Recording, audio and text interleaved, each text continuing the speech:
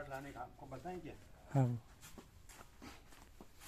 हम कुर्सी पर बैठे हैं, कोना है ना ऊपर बॉक्स है ना, उसके पीछे ही है। हाँ कवर कवर कवर। हाँ लेके आएंगे। हाँ लेके। आपको समझ में आएगा? हाँ समझ में आया प्रभु। कई तरह आसन बेसो बता बेसो। क्या क्या आसन के ऊपर जो स्लैब ऊपर जो है पत्थर के ऊपर बुक्स है ना सब, तो पीछे कोने में ही थैली है। थैली पढ़नी बोलते हैं उसी में, तो थैली लेके आने का चाहिए। हाँ चलिए।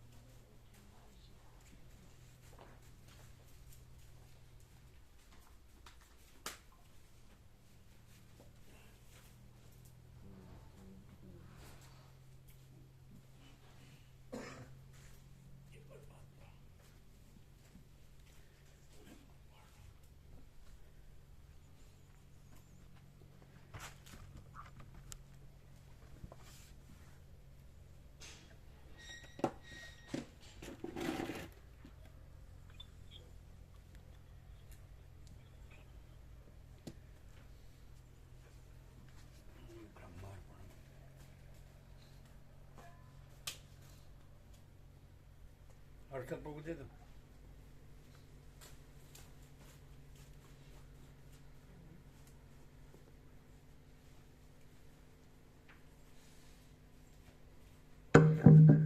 बंद किया ना? बाहर से बराबर बंद किया दोनों ऊपर नीचे।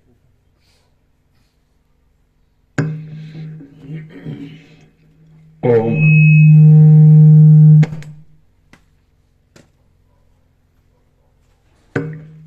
ओम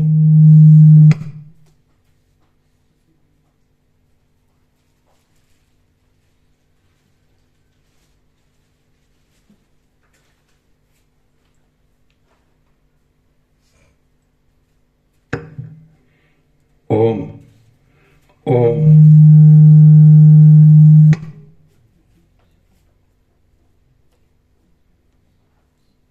तो बराबर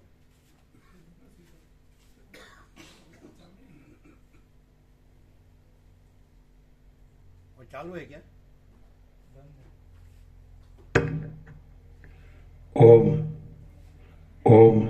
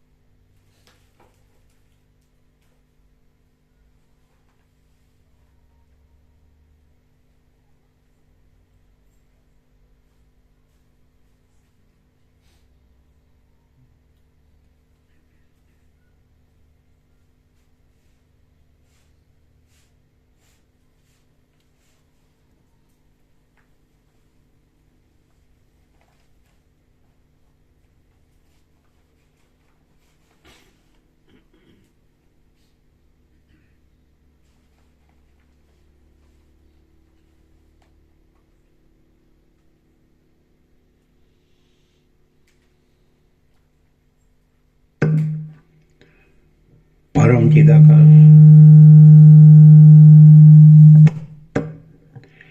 परम चिदाकाश परम ज्योति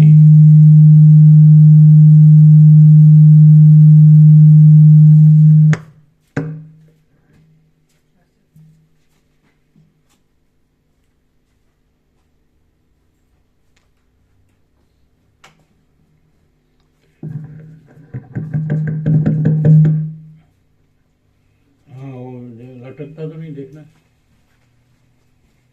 वो टिकाया हुआ है ना, दोनों साइड देख, ये लटकता हुआ है ना, ऐसा कैसे है फिर? टिकाया हुआ क्यों नहीं है? झुकने से क्या होता है, खुला वो हो जाता है। दोनों पीछे बराबर है क्या? अच्छा, प्लग देख लो सब।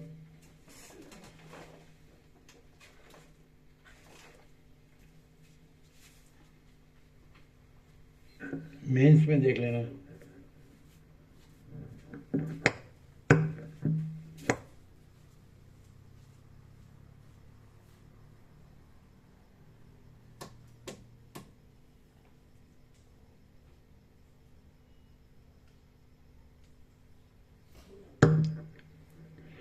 ओम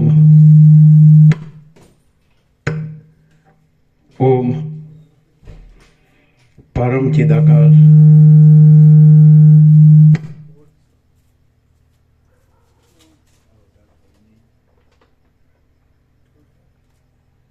इधर पीछे वो दोनों को फिट किया बराबर, उधर हाँ वो भी वो झुका हुआ था ना, वो ऐसा नहीं होना चाहिए ना, टिकाया हुआ होना चाहिए। झुका हुआ होने से लूज हो जाता है। परम चिदाकाश पीछे देखो, इसके पीछे लूज है क्या? खींचना मत, फिट है वो तो बराबर है।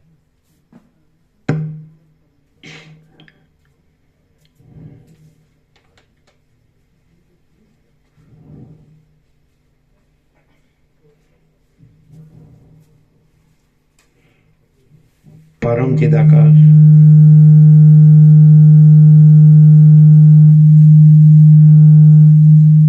हाँ, बस हुआ बंद। परम चिदाकाश क्या करो, उधर ही कुछ है गड़बड़। हाँ वो फिट करो, एक हाथ से नहीं होगा वो।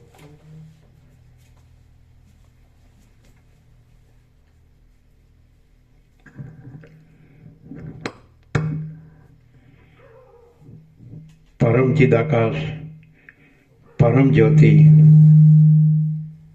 अखंड ज्योति, महाचिदाकाश, स्वयं प्रकाश, संपूर्ण प्रकाश, पूर्ण ब्रह्म, अनंत तेजगन, अनंत चिदघन, परमाकाश, केवल, अनंत, शुद्ध, तेजघन, परमाकाश, अखिल आत्मा, पूर्ण ब्रह्म, परमात्मा, परम चिदाकाश, परम ज्योति, अखंड ज्योति, अनंत, पूर्ण, परम चिदाकाश, परम शांति, स्वयं सिद्ध, स्वयं प्रकाश, स्वयं पूर्ण, स्वस्वरूप, यही सब कुछ है, इसके सिवा कुछ नहीं है। शून्यभास, अनंत कोटि, महाकल्पो है ही नहीं। महाचिदाकाश, स्वयं प्रकाश, संपूर्ण प्रकाश, महाचिदाकाश ज्योति, अनंत, अखंड, अभेद, महाचिदाकाश ज्योति, महातत्व, महासामान्य, महाचिदाकाश, स्वसंवेद्य, सहज निर्विकल्प, महाचिदाकाश, परम कैवल्य, परम शांति, परम चिदाकाश, अनंत, पूर्ण, निरपेक्ष, सत्य, अनंत, संपूर्ण, अपरिज्ञ, निर्भ्रांत, निरपेक्ष। वशिष्ठराम स्थिति प्रकरण राउंड 41वां राउंड। આદ્ય પરબ્રહ્મ સદગુરુ દેવ કી જય. ઓમ શ્રી પરમાત્મને નમઃ. સદગ્રંથોમાં શિરોમણી શ્રી યોગ વાસિષ્ઠ મહારામાયણ સ્થિતિ પ્રકરણ સર્ગ 23મો, પેજ નંબર 447. Page number 447, સર્ગ 23મો. શરીરરૂપી નગરીનું વર્ણન. આ 23મા સર્ગમાં જીવનમુક્તનું શરીરરૂપ નગરીનું રાજ્ય, આસક્તિ વગરના તે રાજ્યના સુખ ભોગોથી વિનોદ અને મન જીતવાથી થતા સુખના ઉદયનું વર્ણન કરવામાં આવશે. વશિષ્ઠ બોલ્યા, હે રામ, જેમ કુંભારનો ચાકડો કુંભારે ફેરવવો છોડી દીધા છતાં પણ જ્યાં સુધી વેગનો સંસ્કાર લાગ્યો હોય ત્યાં સુધી ફર્યા કરે છે, તેમ એ જીવનમુક્તનો દેહ પ્રારબ્ધના સંસ્કારને લીધે ક્રિયા કરતો હોય છે. આમ બ્રહ્મનું અનુસંધાન રાખ્યા કરતો એ જીવનમુક્ત પુરુષ શરીરરૂપી નગરીનું રાજ્ય કરતા છતાં પણ શરીરાદિના સાચાપણાનું અભિમાન નહીં હોવાથી લેપાતો નથી. બગીચા જેવી આ પોતાના શરીરરૂપી મોટી નગરી ક્રીડાનો વિનોદ આપનારી હોવાને લીધે આત્માને જાણનારા એ જીવનમુક્ત પુરુષને ભોગ પણ આપે છે અને મુક્તિ પણ આપે છે. એટલા માટે તેની દ્રષ્ટિમાં તે સુખદાયી છે પણ દુઃખદાયી નથી. રામ બોલ્યા, હે મહામુનિ, શરીરમાં નગરીનું સમાનપણું કયા પ્રકારથી છે? અને શરીરરૂપી નગરીમાં રહીને તેનું પાલન કરતો યોગી રાજાની પેઠે સુખને જ કેમ ભોગવે છે? રાજાને તો સમય પર જરા દુઃખ પણ ભોગવવું પડે છે અને જીવનમુક્ત તો સુખ જ ભોગવે છે, એ કેમ? વશિષ્ઠ બોલ્યા, હે રામ, આત્મજ્ઞાની પુરુષને આત્મપ્રકાશરૂપી સૂર્ય પ્રકાશેલી અનંત વિલાસોથી સંપન્ન અને સઘળા ગુણોથી ભરેલી આ શરીરરૂપી નગરી રમણીય લાગે છે. આ નગરીમાં નેત્રરૂપી ઝરૂખાઓમાં રહેલા ચક્ષુઓરૂપી 2 દીવાઓથી સઘળા વિભાગો પ્રકાશી રહ્યા છે. 2 હાથરૂપી રાજમાર્ગો પોતાના વિસ્તારથી ગોઠણરૂપી છેવટના પ્રદેશ સુધી પહોંચેલા છે. એમાં રૂવાટાની પંક્તિઓરૂપી લતાઓ તથા ગુચ્છો લાગી રહ્યા છે. ચામડીમાં રહેલી નાની શિરાઓના રૂપમાં જાળિયા લાગી રહ્યા છે અને પાણીથી તે ફણા સુધીના ભાગરૂપી પાટલી ઉપર પિંડીઓ સહિત સાથળોરૂપી ગોળ સ્તંભ ગોઠવાયેલા છે. થાંભલાઓમાં આધારની પાટલીરૂપ પહેલી શિલા પોતાના નીચલા ભાગ તળામાં અનેક રેખાઓની રચનાથી શોભી રહી છે. એમાં ચામડી, મર્મસ્થળો, શિરાઓની શાખાઓ અને અસ્થિઓના સાંધાઓરૂપી સીમાડાઓ ગોઠવાયેલા છે. સાથળોના અને ધડના સાંધાના અગ્રભાગમાં ઉપસ્થરૂપી નહેર રચાયેલી છે. તેમાં માથાના કેશ, દાઢી, મૂછ અને બગલના વાળરૂપી વન છે. ભ્રુકુટીરૂપી કાળા પાંદડા, લલાટરૂપી ધોળું પાંદડું અને હોઠરૂપી લાલ પાંદડા, એનાથી મોઢારૂપી બગીચો શોભી રહ્યો છે. ગાલરૂપી મોટી વિહારની જગ્યાઓમાં કટાક્ષરૂપી કમળો પથરાયેલા છે. વક્ષસ્થળરૂપી સરોવરમાં સ્તનરૂપી કમળ ઉગેલા છે અને ખભાઓરૂપી ક્રીડા કરવાના પર્વતો ગાંઠી રોમાવલીરૂપ લતાઓથી ઢંકાઈ રહ્યા છે. પેટરૂપી પટારામાં અન્નરૂપી વસ્ત્ર અલંકારો ભરી રાખવામાં આવે છે. ક્ષોત્ર તથા ઘ્રાણ આદિ ઇન્દ્રિયોરૂપ શેઠિયા પોતપોતાના ગોલકોરૂપ ઝરૂખાઓમાં બેઠા છે. લાંબા કંઠરૂપી ઉઘડેલા દ્વારમાં જતો આવતો શ્વાસરૂપી પવન ઘોઘાટ કર્યા કરે છે. હૃદયરૂપી બજારમાં બેઠેલા વિચારોરૂપી ઝવેરીઓ પરીક્ષા કરીને ઇન્દ્રિયોરૂપી વેપારીઓની પાસેથી શબ્દ આદિ વિષયોરૂપી રત્નો ખરીદે છે. ચક્ષુ આદિરૂપ 9 દરવાજાઓમાંથી પવનરૂપી રહેવાસીઓ નિરંતર આવ જાવ કર્યા કરે છે. મોઢારૂપી દરવાજામાં જરા જરા દેખાતા દાંતોરૂપી હાથી દાંતના કટકાઓના તોરણો ગોઠવાયેલા છે. મોઢારૂપી દેવળમાં ઘૂમતી જીવરૂપી ચંડિકા દેવી ભોજનરૂપ બલિદાનને પ્રત્યક્ષ રીતે ચાવ્યા કરે છે. આસપાસ રૂવાટાઓરૂપી લાંબા ખડો છવાઈ રહ્યા છે. કાનમાં છિદ્રોરૂપી 2 કૂવા શોભી રહ્યા છે અને નીતમરૂપી સાકરની સમીપમાં પીઠરૂપી જંગલ વિસ્તાર પામેલું છે. મૂત્રાશયરૂપી અને ગુદારૂપી રેટ ફરવાની જગ્યાની સમીપમાંથી વિષ્ટારૂપી ઘણો કાદવ નીકળ્યા કરે છે. ચિત્તરૂપી બગીચાની જગ્યામાં આત્મચિંતારૂપી ઉત્તમ સ્ત્રી સર્વદા ક્રીડા કરે છે. બુદ્ધિરૂપી ચામડાની દોરીથી બંધાયેલા ઇન્દ્રિયોરૂપી ચપળ વાદળાઓ વધારે ટકી શકતા નથી. મોઢારૂપી બગીચામાં હાસ્યરૂપી પુષ્પો ઉઘડી રહ્યા છે. આવી રીતે સર્વ પ્રકારની શોભાથી ચળકતી શરીરરૂપી મોટી નગરી શરીરને અને મનને જાણનાર જીવનમુક્તને પરમ હિતકારી થાય છે અને સુખ જ આપે છે, પણ દુઃખ દેતી નથી. આ શરીરરૂપી નગરી અજ્ઞાનીને અનંત દુઃખોના ભંડારરૂપ છે, પણ જ્ઞાનીને તો તે અનંત સુખોના ભંડારરૂપ છે. હે રામ, આ નગરી નાશ પામે તો જ્ઞાનીને હાનિ છે જ નહીં અને હોય ત્યાં સુધી ભોગ અને મોક્ષ એ બંનેનું સુખ છે. એટલા માટે જ્ઞાનીને આ નગરી સુખદાયી જ છે.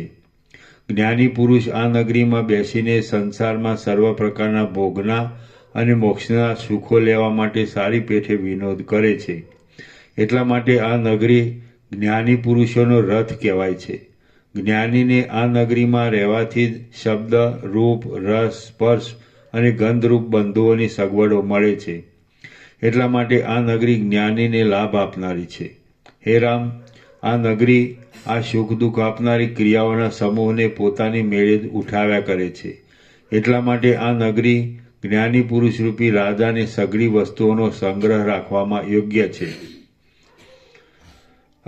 આ શરીરરૂપી નગરીમાં રાજ્ય કરતો જ્ઞાની પુરુષ અમરાવતીમાં ઇન્દ્રની પેઠે સંતાપોથી રહિત થઈને સ્વસ્થપણાથી રહે છે.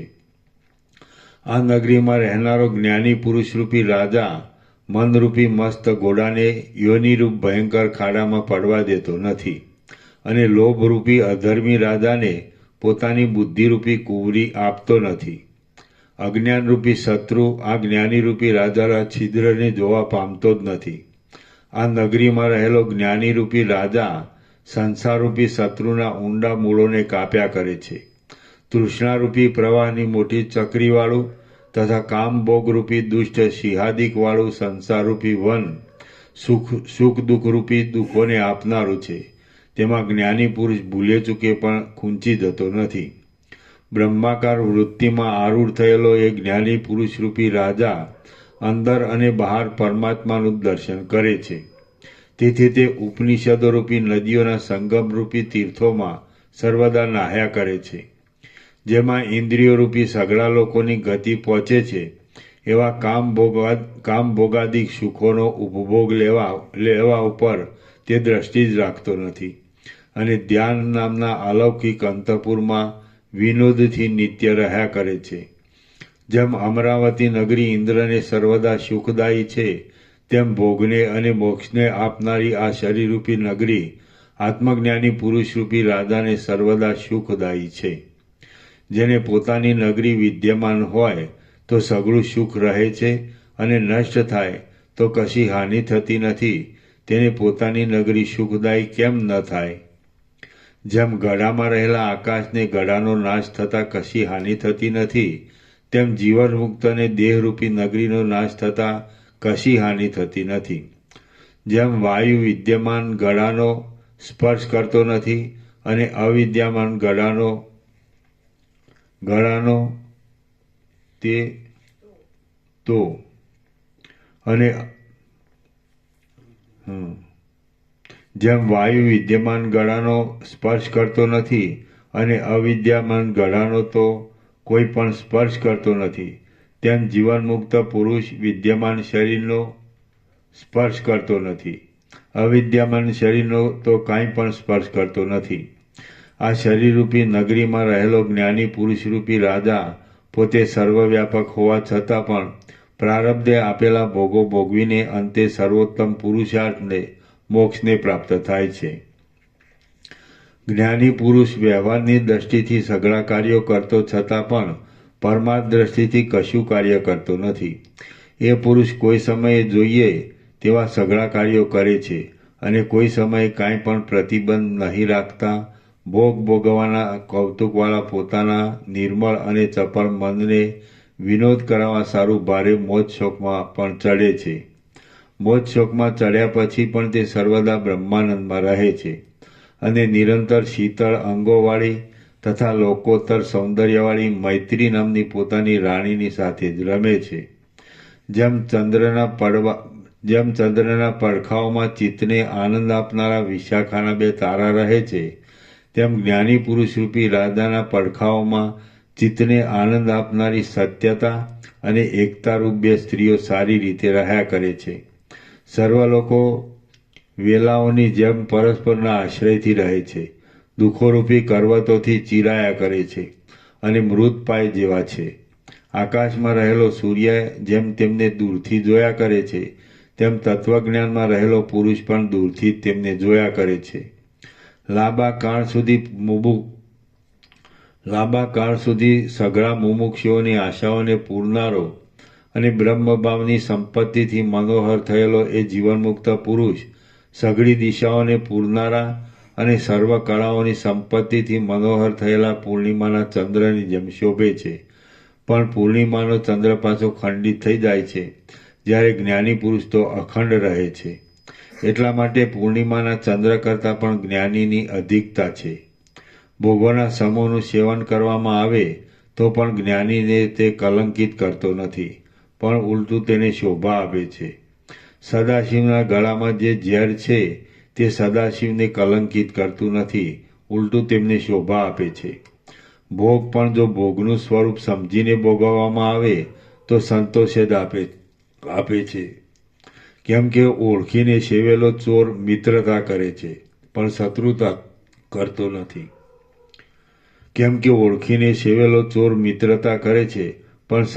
કરતો નથી.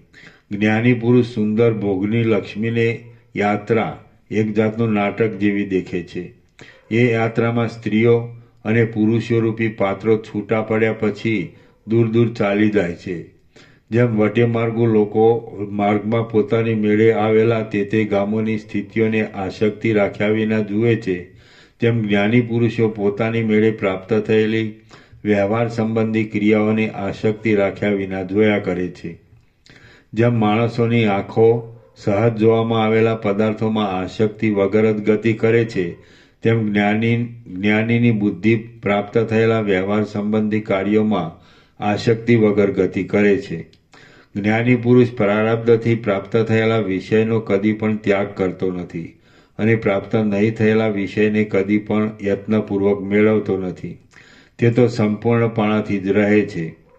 જેમની ચિંતા કરવામાં આવતી નથી પણ ઉપેક્ષા જ કરવામાં આવે છે, એવા ચપળ વિષયો મોરપીંછના પ્રહારો જેમ પર્વતને કંપાયમાન કરતા નથી, તેમ જ્ઞાનીને કંપાયમાન કરતા નથી. જેના સઘળા સંદેહો તથા સઘળા કૌતુકો નાશ પામી ગયા છે અને જેના સ્થૂળ તથા સૂક્ષ્મ દેહ વાસનાથી રહિત થવાને લીધે તીક્ષ્ણ થઈ ગયેલા હોય છે, તેવા જ્ઞાની પુરુષો ચક્રવર્તીની જેમ શોભે છે. જેમ સંપૂર્ણ, અપાર અને અનંત ક્ષીર સમુદ્ર પોતે પોતાની અંદર જ માતો નથી, તેમજ પોતે પોતામાં જ વિલાસ કરે છે, તેમ સંપૂર્ણ, અપાર અને અનંત જ્ઞાની પુરુષ પોતે પોતાની અંદર માતો નથી, તેમજ પોતે પોતામાં જ વિલાસ કરે છે. જેમ ડાહ્યો માણસ ગેલાઓને હસે છે, તેમ શાંત ચિત્તવાળો ધીર પુરુષ ભોગની લાલચથી કંગાળપણું કરતા દીન માણસોને તથા દીન ઇન્દ્રિયોને હસે છે.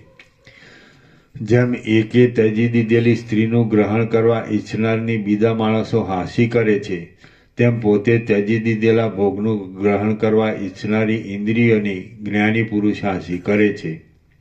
હે રામ, જેમ મોટા હાથીને અંકુશથી વશ કરવામાં આવે છે, તેમ આત્માના સુખનો ત્યાગ કરતા અને વિષયોમાં દોડતા મનને વિચારથી વશ કરવું જોઈએ. તૃષ્ણા મનની વૃત્તિને ભોગોમાં ગતિ આપે છે, તેને પ્રથમથી જ હણી નાખવી જોઈએ, કેમ કે ઝેરનો કાંટો ફૂટતા જ તેને વીંખી નાખવો યોગ્ય છે. મનને માર્યા પછી તેને થોડુંક રાજી કરવામાં આવે તો તેટલાથી પણ તે સંતોષ માને છે. કેમ કે ગ્રીષ્મ ઋતુથી બહુ તપેલા ચોખાના છોડને થોડુંક પાણી મળે તો તે પણ તેને અમૃત જેવું લાગે છે. જેને પીડવામાં ન આવે હોય તેને ઘણું માન આપીએ તો પણ તે ઘણું છે એમ સમજે નહીં. આથી મનનો નિગ્રહ કર્યા વિના જો મનને બહુ રાજી રાખવાનો પ્રયત્ન કરીએ તો પણ તે તૃપ્ત થાય નહીં. જે નદીઓ જળથી પરિપૂર્ણ હોય તેમાં વરસાદથી થોડુંક પૂર ચડે તો કાંઈ જણાતું નથી. તેમ જો મનને ભોગોથી બહુ રાજી રાખ્યું હોય તો પછી તેને આપવામાં આવેલું થોડુંક સુખ સંતોષકારક થતું નથી. એટલા માટે પ્રથમ સારી પેઠે મનનો નિગ્રહ કરીને પછી તેને થોડુંક સુખ આપવું, એટલે તે સંતોષ માનીને સ્થિર રહે.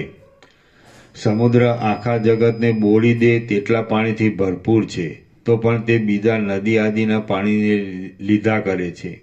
તેમ મન ઘણા વૈભવથી પરિપૂર્ણ છે તો પણ બીજા સુખની લાલચ રાખે એવું છે. પોતે પૂર્ણ છતાં પણ બીજા લાભની તૃષ્ણા રાખે એ પામરનો સ્વભાવ જ છે. મનને પ્રથમ નિગ્રહથી બહુ કલેશ આપવો, પછી તેને થોડુંક ભોગ સંબંધી સુખ આપવું. આથી મન પ્રથમ દુઃખી થયેલું હોવાને લીધે તેટલા ભોગ સુખને પણ તે ઘણું માને છે. જ્યાં સુધી રાજા શત્રુઓથી દબાયો ન હોય અને કેદ થયો ન હોય ત્યાં સુધી રાજ્યને પણ ઘણું માનતો નથી. પણ તે રાજાને કેદ કરીને પછી છોડ્યો હોય તો તે થોડોક ગરાસ મળવાથી પણ સંતોષ પામે છે. તે જ પ્રમાણે મનને જ્યાં સુધી દુઃખ દીધું ન હોય ત્યાં સુધી તે મન ઘણા સુખોને પણ થોડા માને છે. પણ દુઃખ દઈને પછી મુક્ત કર્યું હોય તો તે થોડુંક સુખ મળવાથી પણ સંતોષ પકડે છે. તેથી હાથથી હાથ દબાવવા જેવું કરીને, દાંતથી દાંત પીસવા જેવું કરીને અને અંગોથી અંગોને દબાવવા જેવું કરીને પણ ઇન્દ્રિયોરૂપી શત્રુઓને જીતવા. જે વિચક્ષણ પુરુષો બીજાને જીતવાનો ઉત્સાહ ધરાવે છે તેમણે પ્રથમ હૃદયમાં શત્રુઓરૂપી રહેલી ઇન્દ્રિયોને સારી પેઠે જીતવી જોઈએ. આવા વિશાળ પૃથ્વી તળમાં તે જ પુરુષો ભાગ્યશાળી છે, તે જ પુરુષો બુદ્ધિશાળી છે અને તે પુરુષો ડાયા પુરુષોની ગણનામાં છે કે જેમને પોતાના ચિત્તે જીતી લીધા નથી. હૃદયરૂપી રાફડામાં ગૂંચળું વળી ગર્વ ધારણ કરીને બેઠેલો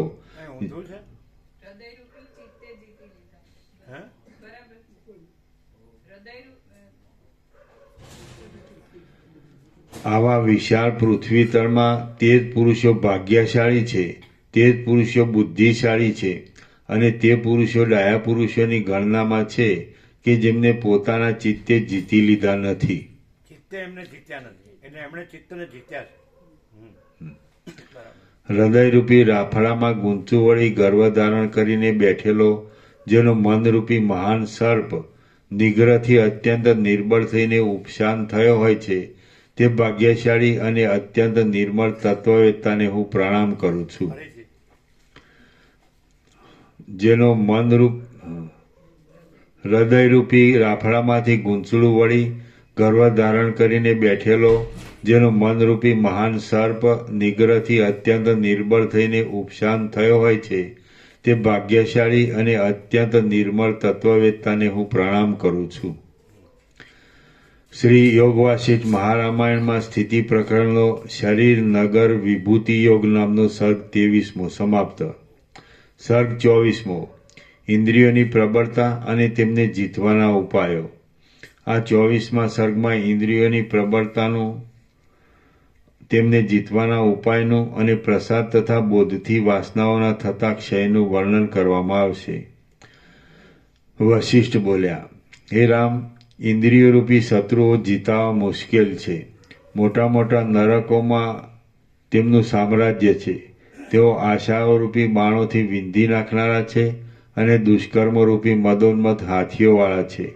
ઇન્દ્રિયોરૂપી શત્રુઓ કૃતજ્ઞ થઈને પ્રથમ પોતાના આશ્રયરૂપ દેહનો નાશ કરે છે અને નિજ કર્મોના મોટા ભંડારો રૂપ છે.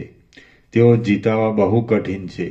શરીરરૂપી માળામાં રહેનારા, વિષયરૂપી માસોની લાલચવાળા અને કાર્ય તથા અકાર્યરૂપી ઉગ્ર પાંખોવાળા ઇન્દ્રિયોરૂપી તે ગીધ પક્ષીઓ બહુ ઉત્પાત કર્યા કરે છે.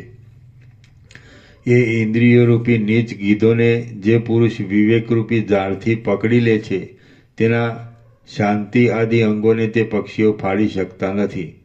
જેમ પકડનારા પારધીઓએ નાખેલા પાશો હાથીઓના જથ્થાને બાંધી શકતા નથી, તેમ ઇન્દ્રિયોએ નાખેલા લાલચરૂપ પાશો વિવેકીને બાંધી શકતા નથી. ઉપર ટપકે જોતા વિષયો સારા લાગે છે, પણ પરિણામમાં અત્યંત ખરાબ છે. જે પુરુષ તેમાં રમે છે તે પુરુષ ઇન્દ્રિયોના પાસોથી બંધાઈ જાય છે. જે પુરુષ આ દુષ્ટ દેહરૂપી નગરમાં વિવેકરૂપી ધનનો સંચય રાખે છે તે પુરુષ કદી પણ પરતંત્ર થતો નથી અને અંદર રહેનારા ઇન્દ્રિયોરૂપી શત્રુઓથી પરાભવ પામતો નથી. મનને સ્વાધીન રાખનારા પોતાના શરીરરૂપી નગરીના રાજાઓ જેવા સુખી રહે છે તેવા મોટી મોટી નગરીઓના રાજાઓ સુખી રહેતા નથી. જેના ચિત્તનો ગર્વ ક્ષીણ થયો હોય છે અને જેણે ઇન્દ્રિયોરૂપી શત્રુઓને પકડીને વશ કર્યા હોય છે તે પુરુષના શુદ્ધ વિચારો વસંત ઋતુમાં વધતી જતી પુષ્પોની મંજરીઓની જેમ વધતા આવે છે. જેમ હેમંત ઋતુમાં કમળ ક્ષીણ થાય છે તેમ તે પુરુષની ભોગ વાસનાઓ ક્ષીણ થઈ જાય છે.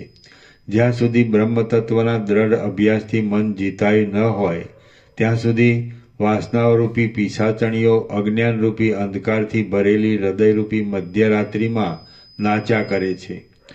હું ધારું છું કે જ્ઞાનીને પોતાના શરીરરૂપી નગરીનું રાજ્ય ચલાવવામાં શુદ્ધ થયેલું મન જ મંત્રી આદિનું કાર્ય કરે છે. અવિવેકી પુરુષરૂપી રાજાનું મન જ ઇન્દ્રિયોરૂપી શત્રુઓને દબાવવામાં સેનાપતિનું કામ કરે છે. રાજી કરવાથી સ્નેહવાળી સ્ત્રીનું કામ કરે છે. ધારેલું કામ કરી દેવાથી નોકરનું કામ કરે છે. સારા કાર્યો ગોઠવવાથી મંત્રીનું કામ કરે છે અને પાલન કરવાથી પવિત્ર પિતાનું કામ કરે છે. તે ઉત્તમ વિશ્વાસને પાત્ર હોવાથી મિત્રનું કામ પણ કરે છે. જેમ પૂજ્ય બુદ્ધિથી જોયેલો અને પ્રેમ બુદ્ધિથી હિતેચ્છુ માનેલો પિતા પોતે મરણ પામીને પુત્રને ધન આદિ ઉત્તમ પદાર્થ આપે છે, તેમ બ્રહ્મ બુદ્ધિથી જોયેલો અને વિવેક બુદ્ધિથી હિતકારી માનેલો મનરૂપી પિતા પોતે નષ્ટ થઈને જ્ઞાનીને મુક્તિરૂપ પરમ સિદ્ધિ આપે છે. સારી પેઠે જોયેલો, સારી રીતે તપાસેલો, દ્રઢતાવાળો અને સારી પેઠે નિર્મળ કરેલો મનરૂપી ઉત્તમ હીરો બ્રહ્મરૂપી શ્રેષ્ઠ હારમાં જોડાયાથી અત્યંત શોભે છે. હે રામ, મનરૂપી મણી વાસનારૂપી ઘણા કાદવથી ખરડાયેલો છે. તેને વિવેકરૂપી જળથી ધોઈને આત્મદર્શનમાં તેના અજવાળાની સહાયતા લ્યો. શુભ ઉદ્યમમાં પ્રવૃત્ત થયેલા જ્ઞાનીરૂપી રાજાને મનરૂપી મંત્રી એવા કાર્યોની સહાયતા આપે છે કે જે કાર્યથી જન્મોરૂપી વૃક્ષો કપાઈ જાય છે અને પરિણામે નિરતિશય બ્રહ્માનંદનો આવિર્ભાવ થાય છે. ઘણા ઘણા ઉત્પાતોથી ભરેલી સંસાર સંબંધી ભયંકર ભૂમિકાઓમાં વિવેકરહિત થઈને રહેતો અને વાસનાઓને વશ થયેલો પામર મનુષ્ય જેમ એ ભૂમિકાઓમાં પડે છે તેમ તમે પડશો નહીં. ઉદય પામેલી આ સંસારરૂપી માયા સેંકડો અનર્થોથી ભરપૂર છે અને મહામોહરૂપ ઝાકર વરસાવનારી છે. એ મને શું કરનારી છે એવી તમે તેની ઉપેક્ષા કરશો નહીં. જે રીતે માયાનું વિસર્જન થાય તેમ જ તમે કરો. પરમ વિવેકનો આશ્રય કરીને, બુદ્ધિથી સત્ય તત્વનો નિશ્ચય કરીને અને ઇન્દ્રિયોરૂપી શત્રુઓને સારી પેઠે જીતીને તમે સંસારરૂપી સમુદ્રને તરી જાઓ. હે રામ, શરીર મિથ્યા છે અને સંસાર સંબંધી સુખ દુઃખ પણ મિથ્યા છે. છતાં તેઓમાં દ્રઢ વાસના બંધાઈ જાય તો દામ, વ્યાલ અને કટ એ 3 દૈત્યોની પેઠે અનર્થોમાં પડવું પડે. એટલા માટે તમે એ 3 દૈત્યોના જેવી પદ્ધતિ પકડશો નહીં, પણ ભીમ, ભાસ અને દ્રઢ એ 3 દૈત્યોના જેવી સ્થિતિમાં રહેજો. એટલે પછી તમારે કોઈ પ્રકારે શોક કરવો પડશે નહીં. હે મહાબુદ્ધિમાન, આ જે દેહાદિક છે તે જ હું છું એવું જે મિથ્યાભિમાન છે તેને તત્વના નિશ્ચયથી બિલકુલ છોડી દો. જે પદ ચૈતન્ય એક રસ છે તેનો જ આશ્રય કરો. આમ આસક્તિથી રહિત થઈને તમે સંસાર સંબંધી ખાવા, પીવા તથા ચાલવા આદિ વ્યવહાર કરશો તો પણ તે વ્યવહારથી બંધાશો નહીં. શ્રી યોગ વાસિષ્ઠ મહારામાયણમાં સ્થિતિ પ્રકરણનો મનુષ્ય સત્તા પ્રતિપાદન નામનો સર્ગ 24મો સમાપ્ત. મનની અસત્તા પ્રતિપાદન નામનો સર્ગ 24મો સમાપ્ત. સર્ગ 25મો દામ, વ્યાલ અને કટ નામના દૈત્યોની ઉત્પત્તિ. આ 25મા સર્ગમાં દેવતાઓએ સંબરાસુરના સેનાપતિઓને માર્યાની, દામ, વ્યાલ અને કટની ઉત્પત્તિની અને તેઓથી જયની આશા મળવાની કથા કહેવામાં આવશે. વશિષ્ઠ બોલ્યા, હે રામ, તમે લોકોને વિશ્રામ આપનારા છો, બુદ્ધિમાન છો, કલ્યાણ માટે યત્ન કરો છો અને તે યત્નમાં ધ્યાન રાખીને આ જગતમાં વિહાર કરો છો. દામ, વ્યાલ અને કટ એ 3 દૈત્યોના જેવી તમારી સ્થિતિ થાવો નહીં. તમે તો ભીમ, ભાસ અને દ્રઢ એ 3 દૈત્યોના જેવી સ્થિતિ પામીને તમારા સઘળા સંતાપો દૂર કરો. રામ બોલ્યા, હે બ્રહ્મન, પાપનો નાશ કરનારા આપે મને કહ્યું કે દામ, વ્યાલ અને કટ એ 3 દૈત્યોના જેવી તમારી સ્થિતિ ન થાઓ. તમે તો ભીમ, ભાસ અને દ્રઢ એ 3 દૈત્યોના જેવી સ્થિતિ પામીને તમારા સઘળા સંતાપો દૂર કરો. હે પ્રભુ, આપે આ શું કહ્યું? જેમ વર્ષા ઋતુમાં મેઘ તાપનું હરણ કરનારી ગર્જનાથી મોરને જાગ્રત કરે છે, તેમ મને શુદ્ધ મનવાળાને આપ એ વિષયના વર્ણનવાળી વાણીથી જાગ્રત કરો. વશિષ્ઠ બોલ્યા, હે રામ, દામ, વ્યાલ અને કટ એમની જે સ્થિતિ હતી તથા ભીમ, ભાસ અને દ્રઢ એમની જે સ્થિતિ હતી તે હું કહું છું તે તમે સાંભળો. એ સાંભળીને તેમાંની જે સ્થિતિ તમને સારી લાગે તે રાખો. સઘળા આશ્ચર્યથી મનનું આકર્ષણ કરનારા પાતાળમાં સંબર નામનો એક દૈત્યરાજ રહેતો હતો. ત્યાં અનેક માયારૂપી મણિઓના મહાસાગર રૂપ હતો. એ સંબરાસુરે આકાશમાં કેટલાયક નગરો રચ્યા હતા અને તેમના બગીચાઓમાં દૈત્યોના ઘરો બનાવ્યા હતા. તેણે ઉત્તમ પ્રકાશવાળા ચંદ્ર અને સૂર્ય રચ્યા હતા અને તેમનાથી પોતાના રાજ્યને શણગાર્યું હતું. જેમ મેરુ પર્વતમાં પથરાઓના ટુકડાઓને બદલે માણિક્ય આદિ મણિઓ હાથમાં આવે છે, તેમ તેના રાજ્યમાં પણ પથરાઓના ટુકડાઓને બદલે માણિક્ય આદિ મણિઓ હાથમાં આવતા હતા. એ સંબરાસુરે વૈભવોની અનેક સામગ્રીઓ આપીને દાનવોને પરિપૂર્ણ કરી દીધા હતા. એના ઘરોમાં રત્નો જેવી સ્ત્રીઓ જે ગાયનો કરતી હતી, તે ગાયનોએ દેવાંગનાઓના ગાયનોને પણ જીતી લીધા હતા. એને ક્રીડા કરવાના બગીચાઓના વૃક્ષો ચંદ્રની કળાઓથી ભરપૂર રહેતા હતા. એને રમણ કરવાના સ્થાનકો પ્રફુલ્લિત નીલકમળોના સમૂહોથી દબદબા ભરેલા રહેતા હતા.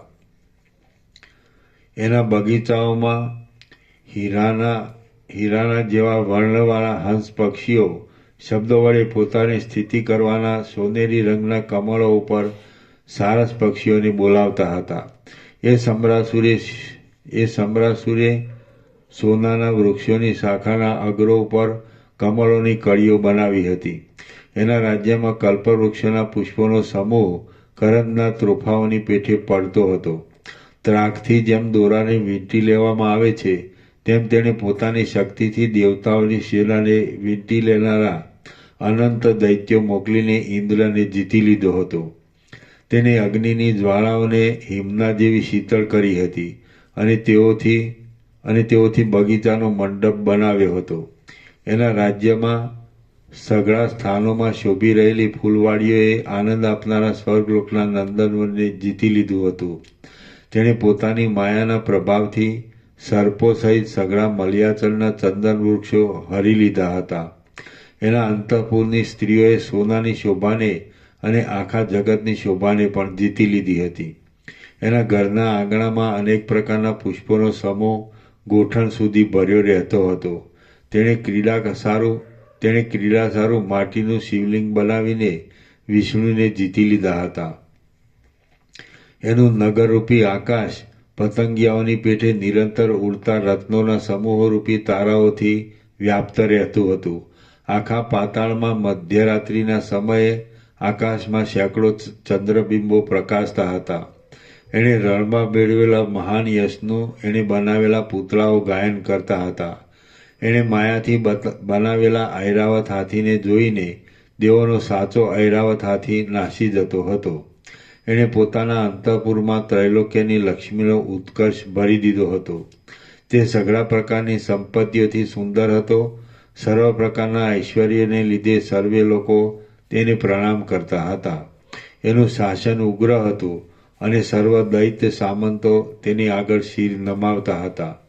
સર્વ પ્રકારની બુદ્ધિના ચમત્કારોમાં રહેલા વિચારોરૂપી રત્નોના સમૂહોથી તે શોભતો હતો અને એના મોટા ભુજારૂપી વનની છાયામાં દૈત્યોના મંડળો વિશ્રાંતિ લેતા હતા. એ સમ્રાસુર દેવોને ઉખેડી નાખતો હતો. તેની આકૃતિ કઠિન, ભયંકર અને ઊંચી હતી. એની પાસે દેવતાઓનો નાશ કરનારું ભારે મોટું સૈન્ય હતું. માયાના બળવાળો એ સમ્રાસુર સૂઈ રહેતો હતો ત્યારે તેને પરદેશમાં ગયેલા જેવો ગણીને લાગ મળવાથી દેવો તરત તેના સૈન્યને મારી નાખતા હતા. આ પ્રમાણે થતું જોઈને સમ્રાસુરે રક્ષણને માટે પોતાની સેનાઓમાં મુંડી, ક્રોધ અને દ્રુમ આદિ સામંતોને સેનાપતિ કરીને રાખ્યા. આકાશમાં ફરતા શકરા બાદ જેમ ચકલાઓને વ્યાકુળ કરીને મારી નાખે તેમ આકાશમાં ફરનારા દેવો લાગ જોઈને એ સેનાપતિઓને વ્યાકુળ કરી દઈને મારી નાખવા લાગ્યા.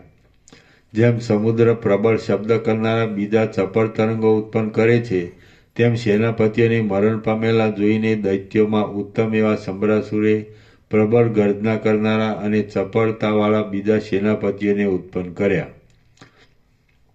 એ સેનાપતિઓને પણ દેવતાઓએ તરત મારી નાખ્યા. એટલે ક્રોધથી વ્યાપ્ત થયેલો સમ્રાસુર દેવતાઓનો નાશ કરવા માટે સ્વર્ગલોકમાં ગયો. જેમ પાર્વતીના સિંહથી ભય પામીને મૃગો વનોમાં છુપાઈ જાય છે તેમ એ સમ્રાસુરથી માયાથી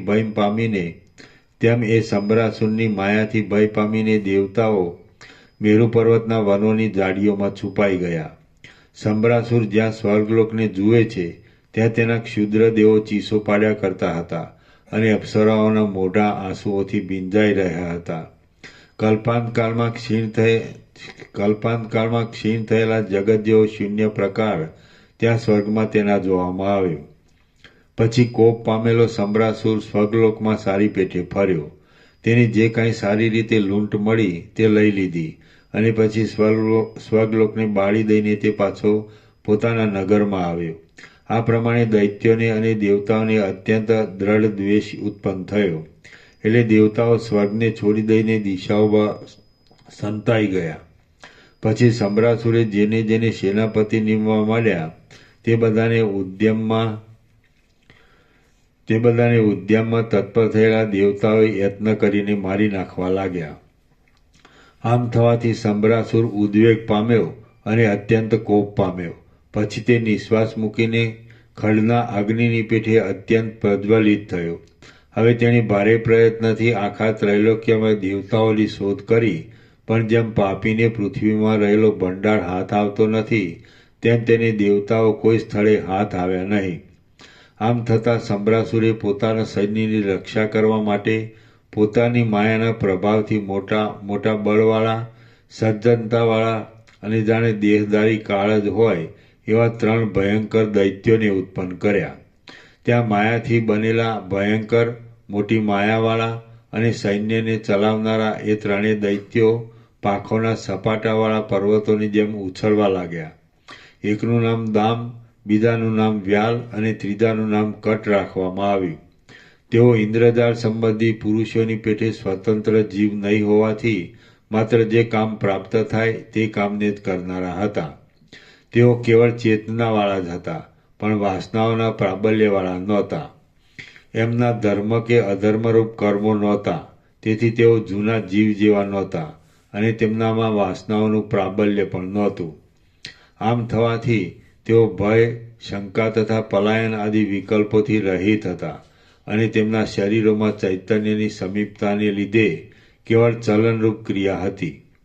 અનંત વાસનાઓવાળા સમ્રાસુર નામના જૂના જીવના અંતર્યામી રૂપ નિમિત્તને લીધે થયેલી ચાતુરીરૂપ મનના સંકલ્પની વૃત્તિ થઈ.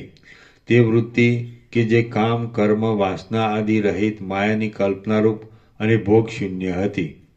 તેના સંબંધથી આ દામ, વ્યાલ આદિ પ્રકટ થયા હતા. તેઓ સમ્રાસુર નામના પ્રાચીન જીવના નાના નાના અમુક અંશોરૂપ હતા. આમ હોવાને લીધે અત્યંત અલ્પ વાસનાવાળા એ ત્રણેય દૈત્યો અંધ પરંપરાથી કાકતાલીય ન્યાયની પેઠે લાગુ પડેલી કેવળ યુદ્ધમાં શત્રુઓની સામે થવારૂપ ક્રિયાને અનુસરતા હતા. જેમ અડધા સૂતેલા બાળકો પોતાના અંગોથી જ ચેષ્ટા કરે છે, પણ વાસનાના જાગ્રતપણાથી તથા દેહાભિમાનથી રહિત હોય છે, તે પ્રમાણે જ એ ત્રણ દૈત્યો હતા. એ ત્રણ દૈત્યો શત્રુઓની ઉપર તૂટી પડવાને, શત્રુઓની ગફલતનો લાભ લઈ તેમના પર છાપો મારવાને, ભાગી જવાને, જીવવાને, મરવાને, રણને જયને કે પરાજયને જાણતા ન હતા. તેઓ તો જે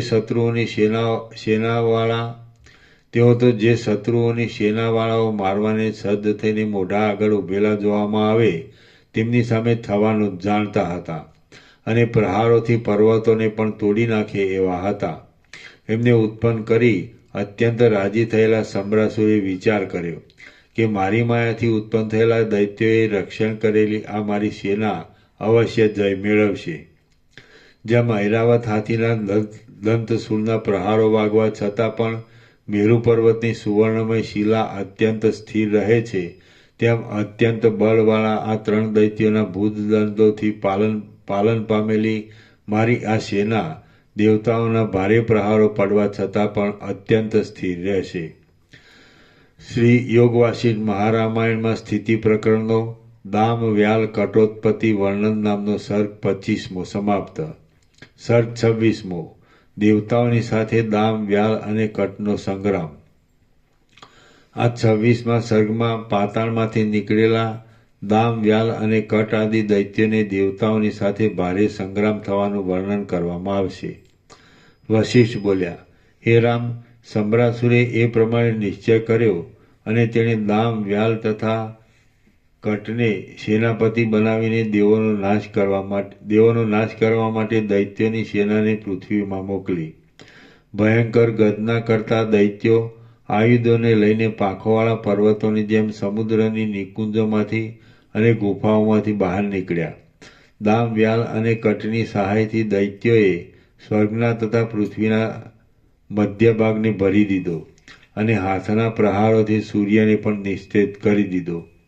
પ્રલયકાળના જેવા આ સમયમાં અત્યંત કોપ પામેલા ભયંકર દેવતાઓના સમૂહો પણ યુદ્ધ કરવા માટે મેરુ પર્વતની નિકુંજોમાંથી બહાર નીકળ્યા. એ દેવ અને દૈત્યની બંને સેનાઓને ત્રૈલોક્યને વિશે જાણે અકાળે મહાપ્રલય થતો હોય એવું ભયંકર યુદ્ધ ચાલવા લાગ્યું. કુંડળોના પ્રકાશોથી અંધકારનો નાશ કરનારા યોદ્ધાઓના માથાઓ જાણે પ્રલયકાળમાં ઉથલી ગયેલા ચંદ્રને સૂર્ય પડતા હોય તેમ પડવા લાગ્યા.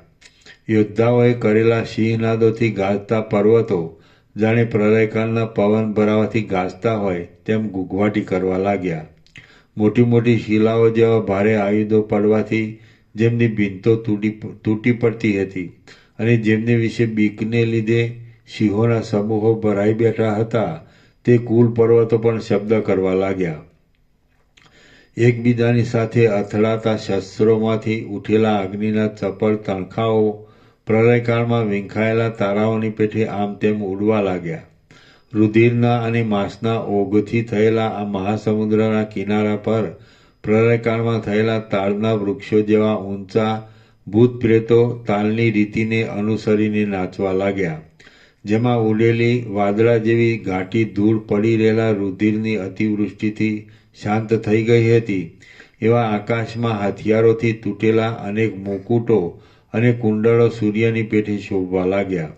શત્રુઓને મારવા માટે કલ્પવૃક્ષોને ઉખેડીને હાથમાં ધારણ કરનારા અને પ્રહારોથી મોટા મોટા પર્વતોને પણ તોડી નાખનારા દૈત્યોએ સઘળી દિશાઓને અવકાશ વગરની કરી મૂકી. અત્યંત ચળકતી તલવારોથી અણીઓરૂપ તોફાની પવનોથી જેમના શિખરો તૂટતા હતા, તેવા પર્વતો જાણે પ્રલયકાળથી વિંખાઈ ગયા હોય તેમ ચૂર્ણોના સમૂહરૂપ થવા લાગ્યા. જેમ વાયુઓ વાદળાઓને કંપાયમાન કરે તેમ જાણે અશ્વમેઘની આહુતિઓથી બળ પામ્યા હોય તેમ મસ્ત થયેલા દેવો અસ્ત્રોથી રહિત થયેલા દૈત્યોને કંપાવા લાગ્યા. જેમ બિલાડાઓ વૃદ્ધ ઉંદરોને દબાવીને પકડે તેમ દેવો દૈત્યોને દબાવીને પકડવા લાગ્યા. ત્યારે દૈત્યો પણ જેમ ઝાડ ઉપર ચડેલા ગાફેલ પુરુષોને રીંછો પકડે તેમ દેવોને પકડવા લાગ્યા. બાહુઓરૂપી શાખાઓમાં અસ્ત્રોરૂપી પુષ્પોથી શોભતા અને શસ્ત્રોરૂપી પલ્લવોવાળા તે દેવતાઓ તેમજ દૈત્યો વનમાં કંપાયમાન થવાથી પ્રફુલ્લિત વૃક્ષોની પેઠે શોભવા લાગ્યા. જેમ પવનો પુષ્પોના સમૂહોથી મેરુ પર્વતના વનોને પૂરી દે છે, તેમ દેવો અને દૈત્યો સામસામા શસ્ત્રો ફેંકીને દશે દિશાઓને પૂરી દેવા લાગ્યા. દેવતાઓની અને દૈત્યોની બંને સેનાઓ અંતરિક્ષરૂપી ઉંબરાના ફળની અંદર રહેલા મોટા મચ્છરોના સમૂહો જેવી હતી. આમ તેમની વચ્ચે ભયંકર યુદ્ધ થયું. ત્યાં અત્યંત ઊંચા લોકપાલોના હાથીઓના સમૂહોથી કચરાઈ જતા લોકોનો પ્રલયકાળના વાદળાઓના ધડાકાઓ જેવો મહાભયંકર કોલાહલ ઉઠ્યો. એ કોલાહલ અત્યંત ગાઢ થવાને લીધે તે આકાશમાં અતિશય ઊંચે સુધી સંભળાતો હતો. કોઈ સ્થળમાં તે મુઠ્ઠીથી પકડાય એવો જણાવા લાગ્યો અને કોઈ સ્થળમાં તે જળના ભારથી નમેલા પેટવાળા વાદળાઓની ગર્જના જેવો જણાવા લાગ્યો. એ કોલાહલ રથોના ફરવાથી ભાગી ગયેલા શસ્ત્રોના સમૂહમાં જાણે નટ ગાતો હોય એવો જણાવા લાગ્યો. વળી જેમની છાતીઓ તૂટી જતી હતી તેવા નિર્બળ લોકોની પીડાના કઠોર શબ્દોથી તે જાણે ગુગવાટા ભર્યો હોય તેવો જણાતો હતો. તે પ્રલયકાળમાં અગ્નિ તથા વાયુ આદિએ કરેલા ભયંકર શબ્દના પડઘા જેવો જણાવા લાગ્યો. તે બારે સૂર્યના મળવાથી પીગળવા માંડેલા મેરુ પર્વતના શબ્દ જેવો જણાવા લાગ્યો. પોતાના સ્થાનમાંથી નીકળીને બ્રહ્માંડના મંડળમાં પછડાઈને પાછો વળવાને લીધે તે મગરમચ્છના આઘાતથી પાછા વળેલા મહાપ્રવાહના પાણીના પૂર જેવો જણાવા લાગ્યો. તે ઉડતા પાંખોવાળા પર્વતોની પાંખોના ઝપાટાના શબ્દ જેવો જણાવા લાગ્યો. અત્યંત કઠોર રીતે ભરાઈને તે જાણે મોટા મોટા પર્વતોની ગુફાઓને ઉથલાવી નાખતો હોય તથા ફોડી નાખતો હોય એમ જણાતો હતો. મંદરાચલના ફરવાથી ક્ષોભ પામેલા ક્ષીરસાગરના ઘોઘાટ જેવો તે ઘોઘાટ જણાવા લાગ્યો. વળી યુદ્ધ કરવાના પ્રેમથી સંભળાતા યોદ્ધાઓના ઘોઘાટોની તથા હાથ પછડાવવાના શબ્દોની સાથે મળીને તે સાતે દ્વીપોમાં વ્યાપ્ત થવા લાગ્યો. આમ ક્ષોભ પામેલી બંને સેનાઓ વચ્ચે ભારે યુદ્ધ થયું. તેમાં દેવતાઓ તથા દૈત્યો ઉદ્ધત થઈને લડવા લાગ્યા અને નગરો, ગામો, પર્વતો, વનો તથા માણસો ચગદાઈ જવા લાગ્યા. ત્યારે મોટા મોટા સેંકડો શસ્ત્રોથી કપાયેલા દાનવરૂપી પર્વતથી દશે દિશાઓ પૂર્ણ થઈ ગઈ અને એકબીજામાં પછડાવાથી થયેલા શસ્ત્રોના ભૂક્કાઓથી અંતરિક્ષ પૂરાઈ ગયું. ત્યાં ભૂસુંડી નામનો અસ્ત્રોના સપાટાથી મેરુ પર્વતના સેંકડો શિખરો ફાટવા લાગ્યા અને બાણોરૂપી પવનોથી દૈત્યોના તથા દેવતાઓના મોઢારૂપી કમળો કપાઈ જવા લાગ્યા. ત્યારે લોહીરૂપી જળની સેંકડો ચકરીઓમાં દેવતાઓ તથા દૈત્યરૂપી મુકાયેલા ખડો ગુમવા લાગ્યા અને સેનાઓના પ્રહારોરૂપી કલ્લોલો આકાશને ઘેરી વળવા લાગ્યા. ત્યાં શસ્ત્રોરૂપી તોફાની પવનોથી વિમાનોના સમૂહો ટુકડે ટુકડા થઈને પડવા લાગ્યા અને વરુણાસ્ત્ર આદિ શસ્ત્રોથી ઉત્પન્ન થયેલા સમુદ્રના જળના પ્રવાહોથી સ્વર્ગ આદિ નગરો ડૂબી જવા લાગ્યા. ત્યાં મોટા અસ્ત્રો પડવાથી ચાલેલી લોહીની નદીઓમાં તલવારો, ત્રિશૂળો તથા સાંગો તણાવા લાગ્યા. તેમજ પર્વતોના પડખાઓ તૂટવાના ભયંકર શબ્દોથી બ્રહ્માંડનો મંડપ ધ્રુજવા લાગ્યો. ત્યારે દૈત્યોની પાણીઓના પ્રહારોથી લોકપાલોની નગરીઓ પડી જવા લાગી અને ઘરોમાં વિધવા થયેલી સ્ત્રીઓના રોવાના કોલાહલોની સાથે તેમના કંકણો ભાગવાના શબ્દો થવા લાગ્યા.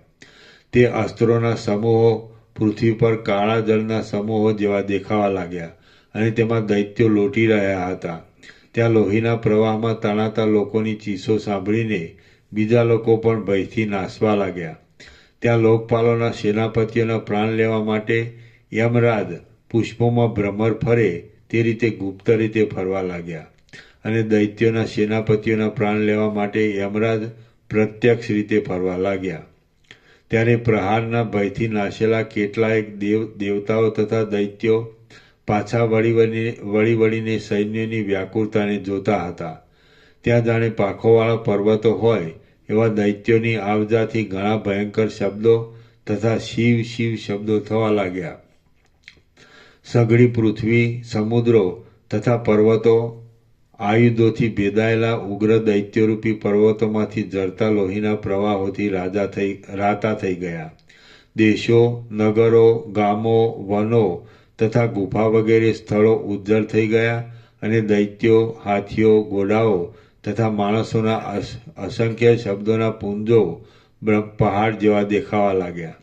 શરીરમાં ખૂંચી ગયેલા ઊંચા બાણોની પંક્તિઓથી હાથીઓ શોભવા લાગ્યા અને દૈત્યોની મુઠ્ઠીઓના પ્રહારોથી મદોન્મત ઐરાવત હાથીની પીઠ ચગદાઈ ગઈ. ત્યાં પ્રલયકાળના વાદળાઓના જળની વૃષ્ટિની જેમ શસ્ત્રોની અવિચ્છિન્ન વૃષ્ટિ થઈ રહી અને તેથી પર્વતો દળાઈ જવા લાગ્યા. ત્યાં મોટા મોટા વજ્રપાતોથી ભીંસાઈને કુલ પર્વતો ઉડવા લાગ્યા. ત્યારે દેવતાઓ પ્રબળ અગ્નિને પ્રકટ કરીને તેની જ્વાળાઓના સમૂહોથી દૈત્યોને બાળવા લાગ્યા હતા અને દૈત્યો એક અંજલિથી સમુદ્રને લાવીને તે અગ્નિને ઠારતા હતા. હવે પ્રચંડ દૈત્યોએ મોટી તૈયારીથી બરફની શિલાઓ નાખવા માંડી. એટલે દેવો વનના સમૂહોને સળગાવીને તે અગ્નિની જ્વાળાઓથી બરફની શિલાઓને પીંગળાવા લાગ્યા.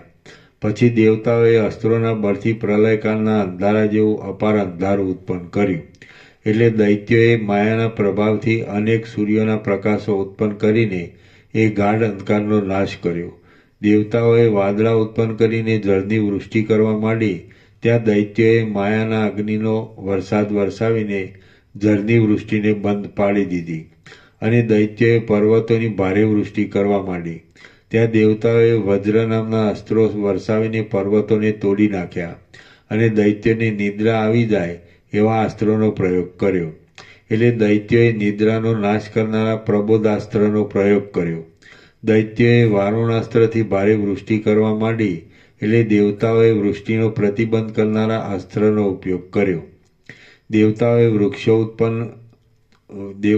વૃક્ષો ઉત્પન્ન થાય એવા અસ્ત્રનો ઉપયોગ કર્યો. એટલે દૈત્યોએ પર્વતો ઉત્પન્ન થાય એવા અસ્ત્રનો ઉપયોગ કર્યો. વરસવા માંડેલા શસ્ત્રો એકબીજા સાથે પછડાવાથી સુસવાટી સહિત અગ્નિ નીકળવા લાગ્યો. જળના અને અગ્નિના વરસાદથી લોકો બેભાન થવા લાગ્યા. બ્રહ્માસ્ત્રોના પ્રયોગોથી ભારે વિષમતા થવા લાગી. ઘડીવારમાં અંધકારના અને ઘડીવારમાં તેજના અસ્ત્રો પડવા લાગ્યા. અસ્ત્રોમાંથી નીકળતા મુસળ આદિ અનેક આયુધોથી સઘળું અવકાશ વગરનું થઈ ગયું.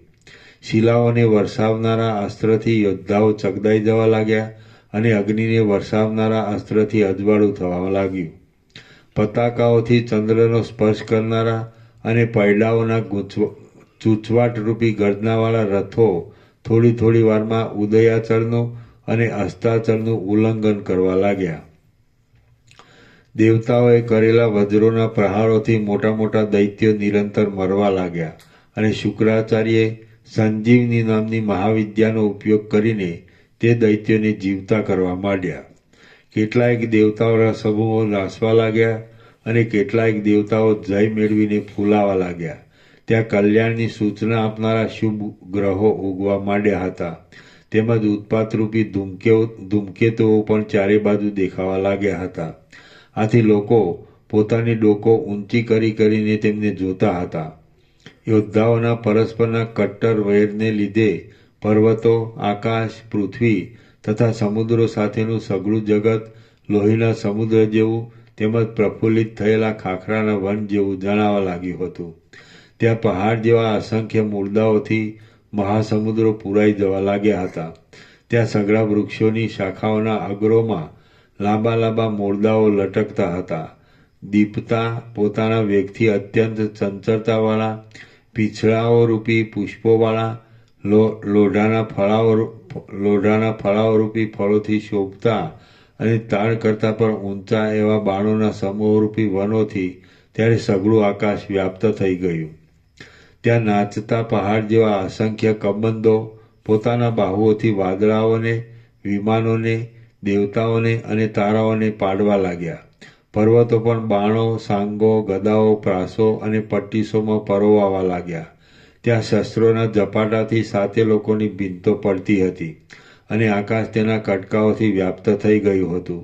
પ્રલયકાળના મદોન્મત વાદળાઓની જેમ ત્યાં દુદુંબીઓ નિરંતર ગડગડવા લાગ્યા. ત્યારે ગણપતિ પોતાની સૂંઢથી લાંબા લાંબા દાનવરૂપી પર્વતોને ખેંચવા લાગ્યા. આમ ઘણા ઘણા શબ્દો ઉઠવાથી દિશાઓના હાથીઓ ભય પામી ગયા અને ચીચિયારીઓ પાડવા લાગ્યા. સૂર્ય, ચંદ્ર તથા ઇન્દ્ર આદિ દેવતાઓ એક દિશામાં ભેગા થઈ ગયા અને સિદ્ધો, સાધ્યો તથા મરુદગણો દૈત્યોના ભયથી સજ્જડ થઈ ગયા. ત્યાં ગંધર્વો, કિન્નરો, દેવતાઓ અને ચારણો નાસવા લાગ્યા. વીજળીઓ પડવાથી પ્રાણીઓના અંગોને ખંડિત કરનાર, શિલાઓના ટુકડાઓને ભાગી નાખનારા, દેવતાઓના પ્રલયના સમયની સૂચના આપનારા અને કલ્પવૃક્ષો પર બેઠેલ પક્ષીઓના કોલાહલોને અટકાવી દેનારા પ્રલયકાળને સૂચવનારા પવનો તે સમયે સઘળી દિશાઓમાં વાવા લાગ્યા. શ્રી યોગવાસિષ્ઠ મહારામાયણમાં સ્થિતિ પ્રકરણનો દામ, વ્યાલ, કટ, સંગ્રામ વર્ણન નામનો સર્ગ 26મો સમાપ્ત. સર્ગ 27મો. હારી ગયેલા દેવતાઓને બ્રહ્માએ જીતવાનો ઉપાય બતાવ્યો. આ 27મા સર્ગમાં દેવતાઓ હારી ગયા. હારી જઈને બ્રહ્માના શરણે ગયા અને બ્રહ્માએ દૈત્યોની વાસનાનો વધારો થાય એ જ દૈત્યોના વધનો ઉપાય છે એમ દેવતાઓને કહ્યું. એટલી કથા કહેવાશે. વશિષ્ઠ બોલ્યા, હે રામ, એ રીતે યુદ્ધનો ભયંકર સંભ્રમ ચાલતો હતો. તેમાં દેવતાઓના અને અસુરોના શરીરોમાં વાદળાઓના પેટ જેવા ગાના ઊંડા ખાડા પડ્યા. જેમ આકાશમાંથી ગંગાના પ્રવાહો નીકળવા લાગે તેમ તે ખાડાઓમાંથી લોહીના પ્રવાહો નીકળવા લાગ્યા. ત્યાં દામ નામનો સેનાપતિ દેવતાઓના સમૂહને વીંટી લઈને મેઘની ગર્જના જેવો સિંહનાદ કરવા લાગ્યો. એટલે વ્યાલ નામનો સેનાપતિ સઘળા દેવતાઓના વિમાનોને પોતાના હાથોથી ખેંચીને ચૂરો કરવા લાગ્યો. ત્યાં વળી કટ નામનો સેનાપતિ કઠિન આટોપવાળા યુદ્ધથી દેવતાઓનો નાશ કરવા લાગ્યો. પછી ક્ષીણ વેગવાળો ઐરાવત હાથી નાસી જવા તત્પર થયો અને દાનવોનું સૈન્ય મધ્યાહનના સૂર્યની જેમ વૃદ્ધિ પામ્યું. ત્યાં તૂટેલા અંગોની વ્યવસ્થાથી દુઃખી થયેલા અને લોહી વહેતા દેવતાઓના સૈન્યો તૂટી ગયેલી પાળવાળા જળની પેઠે મોટા વેગથી નાઠા. પછી જેમ અગ્નિઓ કાષ્ઠોની પછવાડે દોડે તેમ દામ, વ્યાલ અને કટ નામના સેનાપતિઓ સિંહનાદ કરતા એ નાઠેલા દેવોના સૈન્યની પાછળ ઘણીવાર સુધી દોડ્યા. જેમ યત્નપૂર્વક શોધ કરવા છતાં પણ સિંહોને ગાઢ જાળાવાળા વનોમાં ઉડી પડેલા નાના હરણો હાથ આવે નહીં, તેમ યત્નપૂર્વક શોધ કરવા છતાં પણ તે દૈત્યોને નાસી ગયેલા દેવો હાથ આવ્યા નહીં. આમ અંતઃકરણમાં અત્યંત રાજી થયેલા દેવતાઓના સમૂહો હાથ આવ્યા નહીં. એટલે દામ, વ્યાલ અને કટ નામના સેનાપતિઓ પાતાળમાં રહેલા પોતાના સ્વામી સંબરાસુરની પાસે સૈન્યો સહિત ગયા. પછી હારી ગયેલા અને ખેદ પામેલા દેવોએ થોડી વાર સુધી વિશ્રાંતિ લીધી અને પછી તેઓ જયનો ઉપાય પૂછવા માટે અપાર શક્તિવાળા બ્રહ્માની પાસે ગયા. જેમ સાયંકાળથી રાતા થયેલા પાણીવાળા સમુદ્રોની પાસે ચંદ્ર પ્રકટ થાય છે, તેમ લોહીથી રાતા થયેલા મુખોવાળા તે દેવતાઓની પાસે બ્રહ્મા પ્રકટ થયા. દેવતાઓએ તેમને પ્રણામ કર્યા અને તેમને સંબરાસુરે ઉત્પન્ન કરેલા અનર્થરૂપ દામ, વ્યાલ તથા કટની પૂરી વાત કહી સંભળાવી. વિચાર વેચતા બ્રહ્માએ એ સઘળી વાત સાંભળીને વિચાર કર્યો અને પછી નીચે પ્રમાણે દેવતાઓના સમૂહને ધીરજ આપનારું વચન કહ્યું. બ્રહ્મા બોલ્યા, યુદ્ધમાં સર્વોપરીપણું ધરાવનારા વિષ્ણુના હાથથી 1,00,000 વર્ષ સુધી સંબરાસુરે મરવાનું છે. માટે ત્યાં સુધી તે સમયની રાહ જોયા કરો. હે ઉત્તમ દેવતાઓ, હમણાં તો એ દામ, વ્યાલ અને કટ નામના દૈત્યોની સાથે માયાનું યુદ્ધ કર્યા કરો અને યુદ્ધ કરીને નાસી જતા જાઓ. જેમ અરીસાના ઉદરમાં બાહ્ય પદાર્થો પ્રતિબિંબિત થાય છે, તેમ યુદ્ધના અભ્યાસને લીધે તેઓના અંતઃકરણમાં અહંકારનો ચમત્કાર પ્રતિબિંબિત થશે. પછી હે દેવો, જેમ ઝાડમાં આવેલા પક્ષીઓ સહજ વશ થાય છે, તેમ વાસનાની જાળમાં પડેલા એ દામ, વ્યાલ અને કટ સહજ જીતાય એવા થઈ જશે. હે દેવો, હમણાં તો તેઓ અલ્પ વાસનાવાળા છે, સુખ દુઃખોથી રહિત છે, અને તેઓ ધીરજ રાખીને શત્રુઓને મારે છે, માટે જીતાવા અશક્ય થઈ પડે છે. જગતમાં જેઓ વાસનાઓ રૂપી તંતુઓથી બંધાઈને આશાઓ રૂપી પાસમાં પડે છે, તેઓ દોરીઓથી બંધાયેલા પક્ષીઓની જેમ વશ થઈ જાય છે. જગતમાં જેઓ વાસનાઓ રૂપી તંતુઓથી બંધાઈને આશાઓ રૂપી પાસમાં પડે છે, તેઓ દોરીઓથી બંધાયેલા પક્ષીઓની જેમ વશ થઈ જાય છે. સર્વ સ્થળોમાં આસક્તિ વગરની બુદ્ધિવાળા જે ધીર પુરુષો વાસનાઓ તૂટી જવાને લીધે શુભની પ્રાપ્તિથી રાજી થતા નથી અને અશુભની પ્રાપ્તિથી કચવાતા નથી, તે મહાત્માઓ કોઈથી જીતાતા નથી. સર્વ સ્થળોમાં આસક્તિ વગરની બુદ્ધિવાળા જે ધીર પુરુષો વાસનાઓ તૂટી જવાને લીધે શુભની પ્રાપ્તિથી રાજી થતા નથી અને અશુભની પ્રાપ્તિથી કચવાતા નથી, તે મહાત્માઓ કોઈથી જીતાતા નથી. જેમ મનુષ્યના મનમાં વાસનારૂપી દોરીની ગાંઠ બંધાઈ હોય છે, તે માણસ ભલે મોટો હોય અને ભલે ઘણું જાણનારો હોય, છતાં પણ તે બાળકના હાથથી પણ જીતાઈ જાય છે.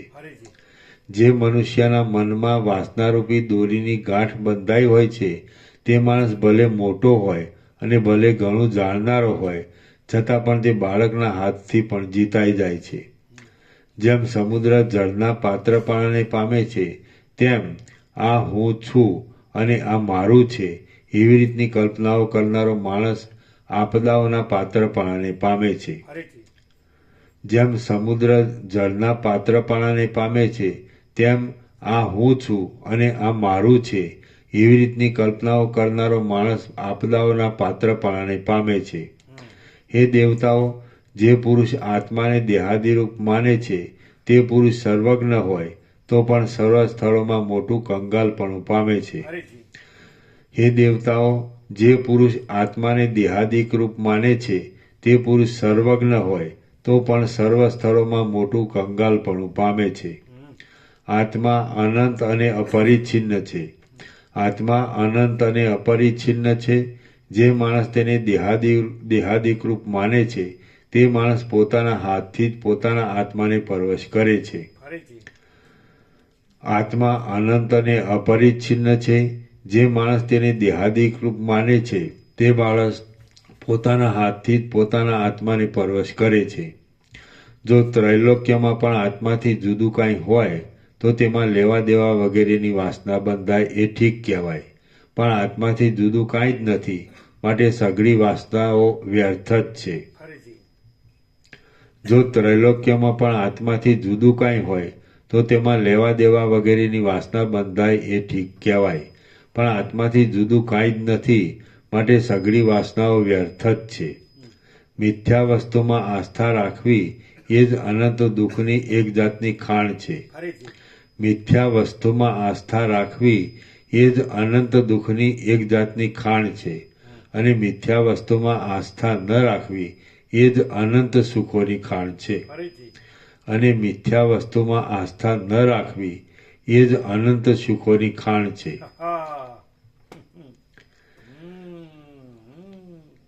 वसीट में सब ठग पकड़ जाते हैं.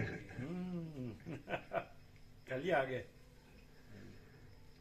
જ્યાં સુધી દામ, વ્યાલ અને કટ સંસારની સ્થિતિમાં આસ્થા વગરના છે, ત્યાં સુધી જેમ અગ્નિઓ મચ્છરોથી જીતાતા નથી, તેમ તેઓ તમારાથી જીતાશે નહીં.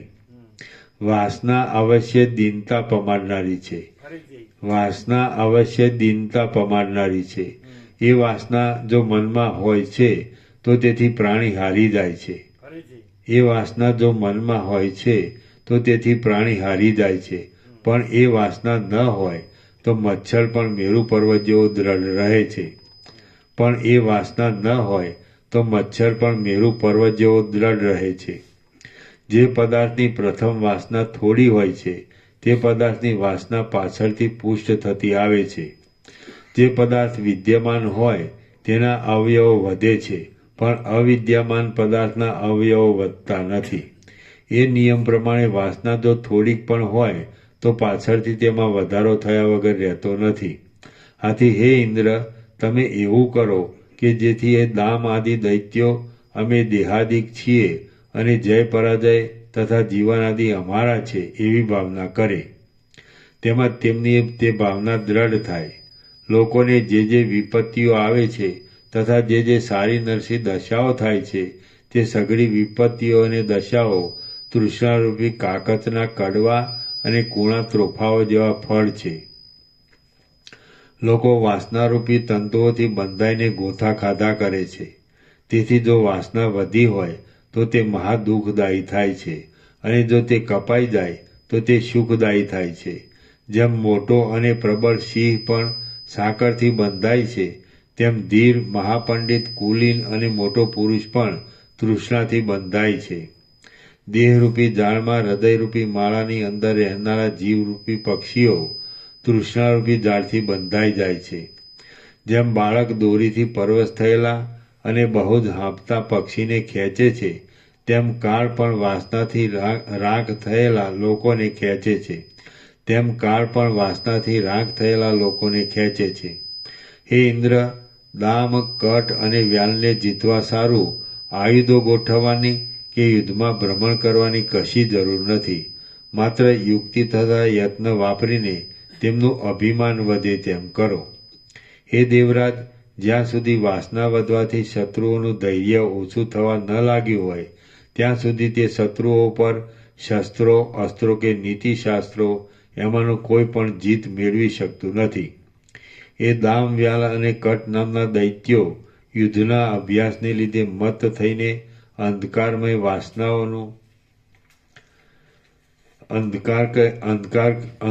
વાસનાઓનું ગ્રહણ કરશે.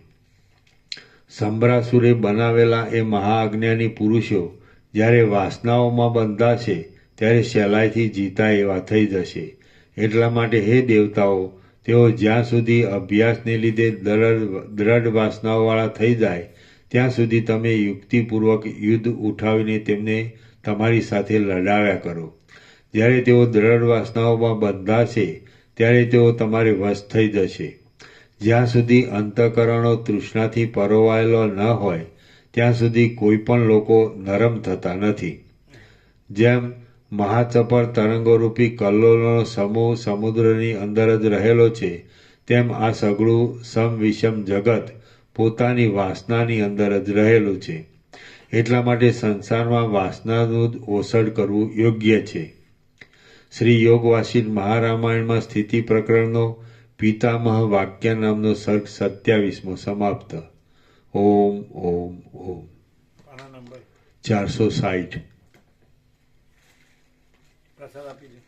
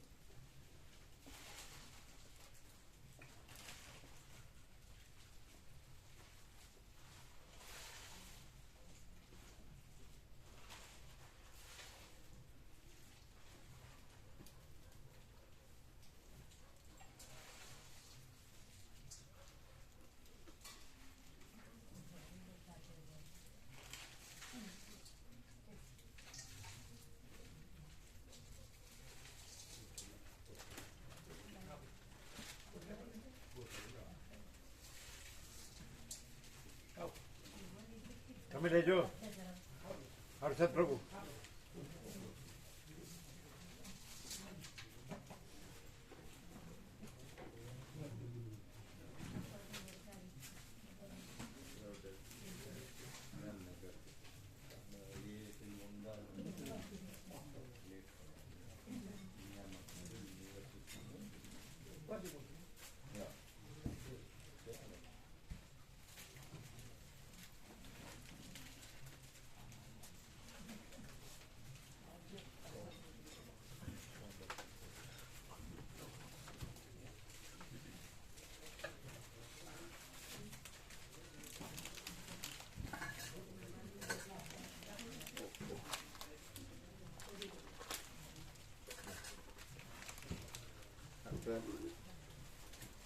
દરજી સાહેબ છે ગાંધીનગરથી આવ્યા હતા. એ અમદાવાદ રખ્યા સમજ્યા એટલે લેટ પડ્યા.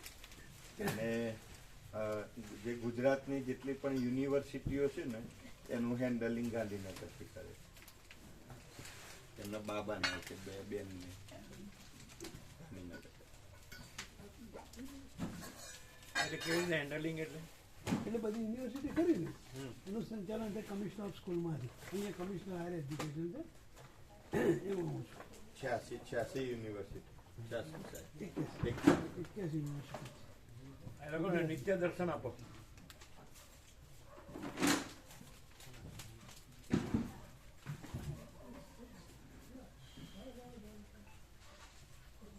એટલે હેન્ડલિંગ એટલે શું કરવાનું? એટલે આ બધું એડમિનિસ્ટ્રેશન બધા પ્રોફેસરો હોય ને એ પ્રોફેસર યુનિવર્સિટી સારી રીતે ચાલે એ માટે હેન્ડલિંગ અહીંથી થાય. સારી રીતે ચાલે પ્રોફેસરની ભરતી કરવાની હોય કે જેમના પ્રશ્નો હોય એ બધું અમારે ત્યાંથી થાય. વિદ્યાર્થીનો કોઈ પ્રશ્નો હોય બધાને આપો ચાલે. આમાં જે નિત્ય દર્શન છે ને ઉપરનું એ 2 ફોલ્ડ છે. અને ખોલીને બતાડો. ઉપર એ લાવે એક લાવજો. નિત્ય દર્શન ખોલ કે બતાવો. આપો હમણાં હાથમાં આપો. ખોલો વચ્ચેથી ખોલો. હા એમાં બધું સાર છે એટલે તમારે બીજું કંઈ જોવું ન પડે. આમાં બધું આવી જાય છે અને કાયમ પાસે રાખવા જેવું. ખ્યાલ આવી ગયો? બધો સાર છે.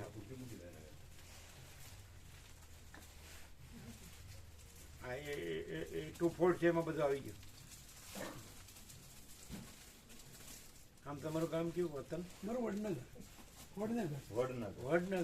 અચ્છા.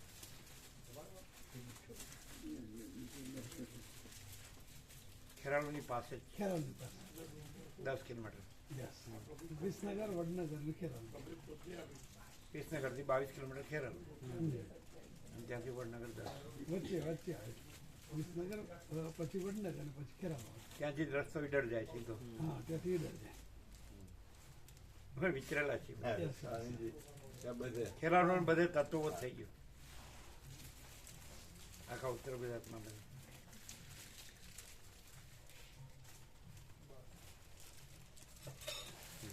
પ્રસાદ આપે ને આ એ 2 ફોલ્ડ છે ને એ મેઇન છે. એમાં બધું આવી ગયું. એ પાસે રાખવાનું બધાએ. હંમેશા એ જ જુઓ ને એટલે બીજું કંઈ જોવા પણ નહીં.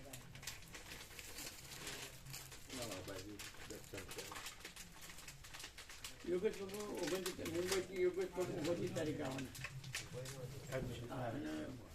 પહેલી તારીખે જશે. એટલે રમણ હા રમણ ભગવાન એકલા આવવાના. એકલા. ક્યારે ફોન આવ્યો? અમે રસ્તા હતા રસ્તામાં ફોન આવતા હતા ત્યારે. પહેલી જશે. એટલે ભગવાનનો વ્યાપક વાત છે.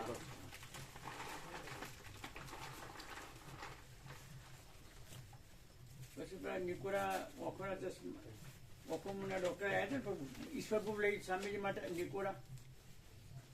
હા એ ડોક્ટરનો હું ગયો હતો. તે ડોક્ટર ભાઈ હું ગયો મારા ચશ્મા માટે ગયો હતો. હું યાદ કર્યા હતા ક્યાં શીખ્યું છે ખ્યાલ દેગામ જો કે દેગામ તો મારું વતન છે કે. એમ હા કીધું પધારજો. એ તો આવી શકે. હા કીધું પધારજો કહી દો. હા તો આવી શકે. પછી બીજા વખતે મેં પરમાત્મા ડોક્ટર પ્રકાશ પણ સુરતમાં જ રહેતા હશે ને? સુરતમાં રહેવાનું. હા, એટલે આવે નહીં ને. એટલે અહીં આવતો જ અમે આવીએ છીએ. રમણમાં આવવાનું કેવું હતું ને. કહ્યું છે મેં એ ટાઈમ પર મેં જ્યારે આવીશું ત્યારે આવીશું એમ. પ્રભુ અમારા દોડના 80 બાળ ગોપાળ છે અને 5 ટીચરો છે અને જે એસએમસી સમિતિ એમ 101 બધા થઈને રમણમાં લાભ લેવાની વાત થઈ છે. બરાબર. રમણ તો બધાના ભગવાન છે. અમારે ત્યાંના 100 આવશે દોડ. હું જ્યાં જોબ કરું બાળ ગોપાળો બધા કે અમારે પ્રભુના દર્શનને થાય ને લાભ મળે. રમણ બધાના ભગવાન છે. બરોલથી એક બસ તો ખરી 55-60 બરોલથી ખરા. બરોલથી બસ આવવાની ત્યાં આવે છે. બરાબર. એટલે મેં ચશ્મા માટે કર્યા ને બીજી વાર ગયા પ્રમોદ તત્તર પ્રકાશ આપતા હતા. આ વખતે ચશ્મા માટે મેં ગયા હતા. હમ.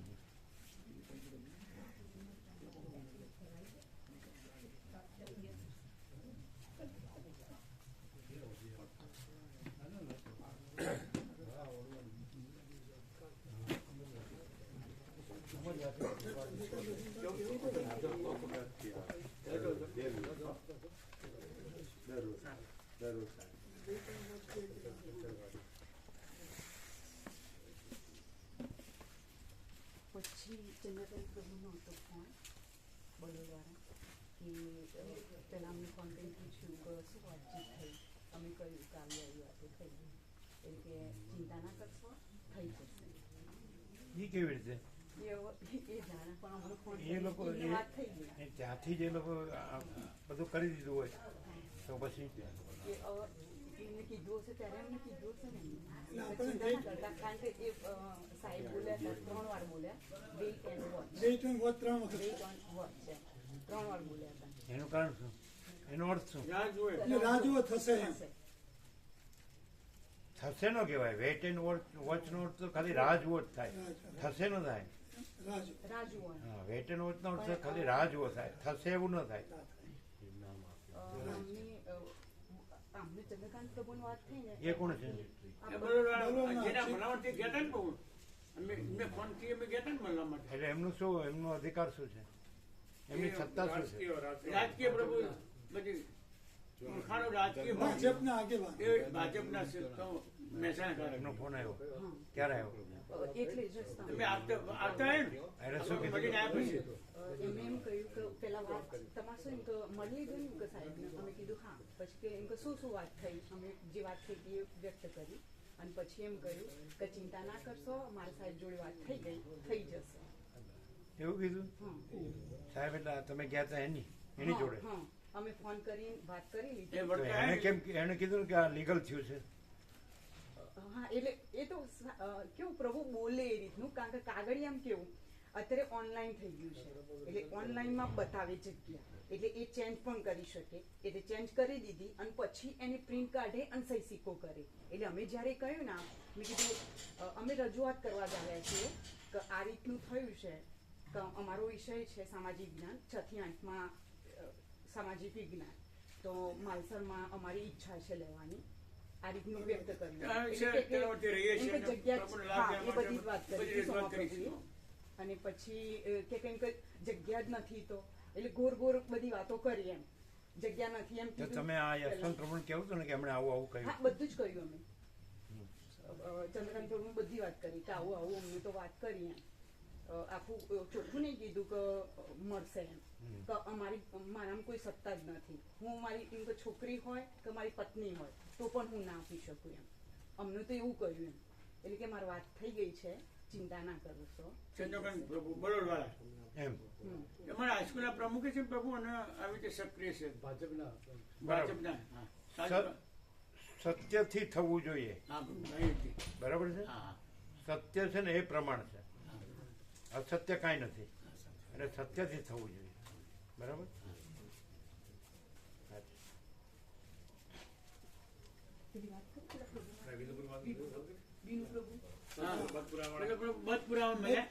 હપ્તે તો નાસ્તો કરો તો અંદર જ્યાં એ તો નાનો છોકરો હતો. હા એટલે પ્રભુને કે અમે તો ખુશ થઈ ગયા પ્રભુના નામ લીધું એટલે એ તો નાનો હતો. આકસ્મિક થયું અમે પ્રસાદ લેવા માટે જગ્યા શોધતા હતા છેક આવતા હતા. તો એ દિવાલ સારી હતી, બહાર બોકડા હતા, એટલે અને બધું ફાર્મ જેવું છે. મોટા ચીકુના મોટા મોટા પછી ખોલીને ઝાડ હતા. અંદર પ્રસાદ લીધો, એટલે એને કેમેરામાં જે જોયું કોઈ અંદર આવ્યું છે. એ પછી જે પ્રસાદ વધ્યો ને એમના માણસને અમે બોલાવીને આપતા હતા. એટલે એમને આ તો કોઈ આવ્યું છે લાવે, એ બાઇક લઈ સીધા આવેલા. અમે એટલામાં નીકળી ગયા, પછી હોર્ન માર્યું, એને અંદર પાછા ગઈને જય પ્રભુ કીધું ને. જેવું અમે જય પ્રભુ કીધું ને કે જય પ્રભુ ક્યાંથી હતા, જય પ્રભુ કે બાપજી ક્યાં છે, સીધા બાઇકમાં ઉતરીને કહેવા જ મંડ્યા ડાયરેક્ટ. ખુશ થઈ ગયા. અને ખુશ થઈ ગયા. કે અમારા બાપજીને મળવું છે, બાપજી ક્યાં છે. કાલે આવવાની વાત કરતા હતા કે અમે કાલે આવીશું. રમણમાં કેવું હતું હા, ને કહ્યું એ પણ જાણ કરી, એટલે કે ના અમે તો કાલે જ આવીશું. અવડા હતા ત્યારે. એટલે કે તમે માતા વિહારનું નામ દીધું ને સંતોષ માળી કીધું કે શું? ચંદ્રિકા માડી ના, સંતોષ માળી સંતોકમાળી ચંદ્રિકા માળીનું નામ દીધું. એટલે મફા પ્રજાપતિ પૂર્ણ ચિરંજીવ હા હા મફતલાલ. હા પ્રજાપતિ કહ્યું નહીં, વિનુપુર પ્રજાપતિ. એટલે કે અમે ખેતર ઉપર તું ઉધાર કરતા હતા. બાજુમાં અત્યારે તો એની એજ 65 જેવી હશે. એટલી વર્ષે 55 ઉપર તો હશે, 60 તો હશે. 60 હોય, કારણ કે અવળો હતો. હા અને એ અમિત શાહનું છે, આપણે ગૃહપ્રધાન છે ને રોડ ઉપર મોટા મોટા અને આંબાન બધું. હા બરાબર. એટલે એ તો હું તો કે કાલે જ આવું એમ કહેતા હતા. ને રમણ જયંતિનું કેવું હતું ને? એને પણ કહ્યું. ફોન નંબર અમે લાયા છે નહીં, અમારો નહીં આવ્યો.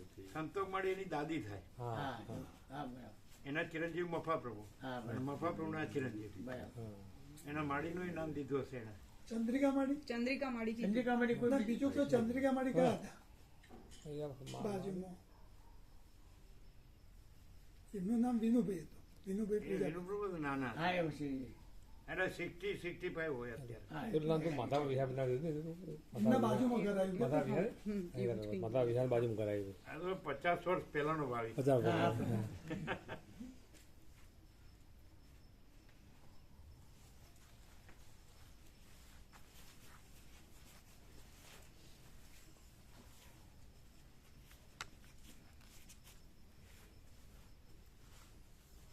એટલે આમ ચંદ્રકાંત પ્રભુએ શ્યોર કીધું એમ થઈ જશે હા એવું કીધું. હા. એટલે એમને એમની સાથે એ હશે. પેલા ભાજપના પેલા ખરા ને ના ના એ તમે ગયા હતા એની સાથે પણ contact કર્યો? હા એવું હશે. હા છે ને એને ફોન કર્યો ને એમને પણ weight and watch A sure ન કહેવાય.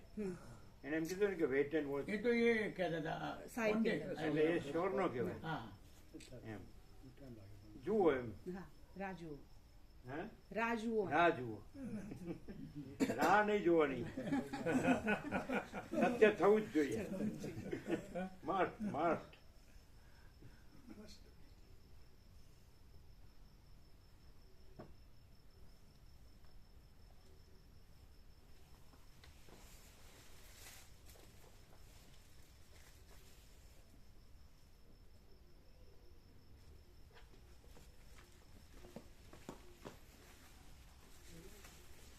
આવો.